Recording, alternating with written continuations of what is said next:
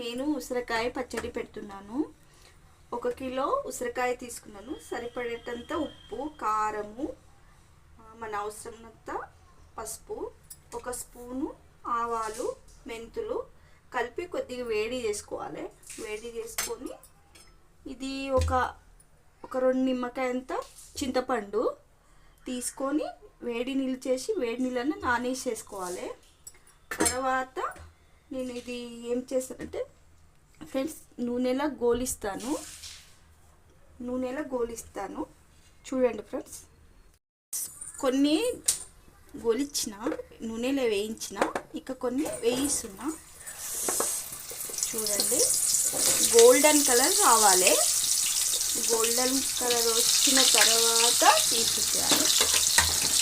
కొద్దిగా ఇట్లా ఏగిందా ఏగలేదా అని స్పూన్ తోటి లేదంటే ఇట్లా చూసుకోవాలి. వేగింది అంటే మెత్తగా పడుతుంది. మెత్తగా పడితే తీసేసి పక్కకు తీసుకోవాలి. చూడండి, వేయించిన చూడండి ఫ్రెండ్స్ ఎట్లా అయిపోయినాయి. ఎరుపు కలర్లో వచ్చింది, గోల్డెన్ కలరు. తర్వాత మీకు చెప్పినా కదా ఫ్రెండ్స్, ఇది చింతపండు వేడి నీళ్ళలో నానేయాలని. అది వేడి నీళ్ళ నానేసి మిక్సీకి పట్టిన. ఎందుకంటే వాటర్ ఉంటుంది కదా, మొత్తం కుంజేయడానికని పొయ్యి మీద వాటర్ ఉడకడానికి పెట్టిన. అది చల్లారుతుంది. తర్వాత కారం పొడి వేసుకోవాలి. నేను ఫస్టే కొలత తీసి పెట్టుకున్నా ఫ్రెండ్స్. తర్వాత సాల్ట్,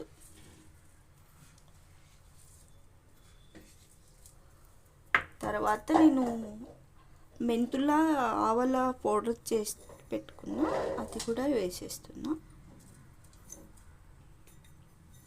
తర్వాత పసుపు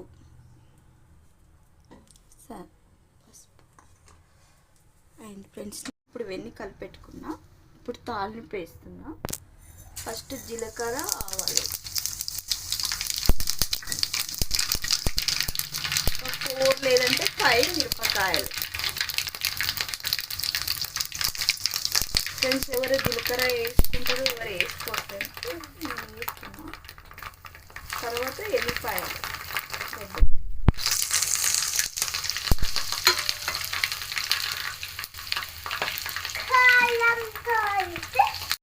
అయిపోయింది ఫ్రెండ్స్, దగ్గరకు వచ్చింది. ఇది పక్కకు పెట్టుకోవాలి. ఇప్పుడు చల్లగా కావాలి, ఇది చల్లగా కావాలి, పక్కకు పెట్టుకుంటా. దగ్గరకు వచ్చేసింది ఫ్రెండ్స్, చూడండి దగ్గరకు వచ్చేసింది, పక్కకు పెట్టుకోవాలి. ఇక్కడ నేను కలిపి పెట్టుకున్నా ఫ్రెండ్స్. ఇది అది చల్లారిన తర్వాత ఇందులో వేసి కలుపుతాను. చల్లారింది ఫ్రెండ్స్ ఇది. ఇప్పుడు ఇందులో వేసి కలుపుకుంటాను.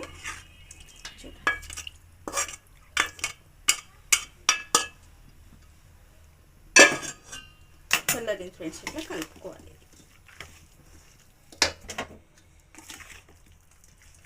చూడండి, మొత్తం ఇట్లా దగ్గరకు చేసుకోవాలి. చూడండి, ఇట్లా కలిపి పెట్టుకుంటే 1 రోజు పెడితే బాగా నూనె ఇడుస్తుంది. అయిపోయింది ఫ్రెండ్స్ ఉసిరికాయ పచ్చడి. సారీ ఫ్రెండ్స్, ఇది మీకు చెప్పలే నేను, పండు మిరపకాయ పచ్చడి. ఇది ఏమో చింతకాయ పచ్చడి ఇది చెప్పలేను. నెక్స్ట్ టైం చేసినప్పుడు మీకు చెప్తాను. ఉసిరికాయ పచ్చడి అయితే రెడీ అయింది ఫ్రెండ్స్. నచ్చితే లైక్ చేయండి ఫ్రెండ్స్.